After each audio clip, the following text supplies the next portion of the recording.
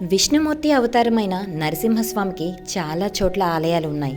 కానీ ఎక్కడా లేని విధంగా సింహాచలంలోని వరాహ లక్ష్మీ నరసింహస్వామికి చందనపు పూత కనిపిస్తుంది. అందుకు కారణం లేకపోలేదు. సింహాచల క్షేత్రంలో ఒకటి కాదు, 2 విష్ణుమూర్తి అవతారాలు కొలువై ఉన్నాయి. అటు హిరణ్యాక్షుని సంహరించిన వరాహ అవతారం, ఇటు హిరణ్యకశిపుని అంతమొందించిన నరసింహ అవతారం కలిసి ఇక్కడ వరాహ నరసింహ అవతారంగా వెలిశారు. వరాహ ముఖం, మానవుని శరీరం, సింహపు తోకతో ఇక్కడ మూల విరాట్ కనిపిస్తుంది. అసలు నరసింహ అవతారం అంటేనే ఉగ్రమూర్తి.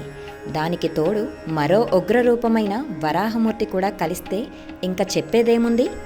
అందుకే స్వామివారి మీద నిత్యమూ చందనపు పూత పోస్తారు. ఒక్క అక్షయ తృతీయ సందర్భంగా మాత్రమే స్వామివారి మీద ఉన్న చందనాన్ని తొలగించి నిజరూప భాగ్యాన్ని కలిగిస్తారు. సింహాచలంలో వరాహ నరసింహస్వామికి ఏటా చందనోత్సవం జరుగుతుంది. ఈరోజు మూల విరాట్ మీద ఉన్న చందనాన్ని తొలగించి స్వామివారి నిజస్వరూపాన్ని దర్శించే భాగ్యాన్ని కల్పిస్తారు.